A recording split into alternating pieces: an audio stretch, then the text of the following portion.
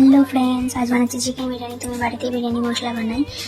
এদিকে সাদা তেল ঘি গরম করে পেঁয়াজ বেরেস্তা ভেজে নিয়েছি। এদিকে চিকেনের মধ্যে টক দই, আদা রসুন কাঁচা লঙ্কা শুকনো লঙ্কা বাটা, বাড়িতে বানানো বিরিয়ানি মশলা, নুন হলুদ যা যা মশলা লাগে সব কিছু দিয়ে ম্যারিনেট করে চিকেন আলু ভেজে তুলে নিয়েছিলাম। সেই বেরেস্তা আলু সমস্ত কিছু দিয়ে সেই সাদা তেল আর ঘিটা যেটা ছিল সেটা, তার মধ্যে এখানে কেশর দুধের মধ্যে আতর, গোলাপ জল, কেওড়া জল সব কিছুতে মিক্স করে নিই।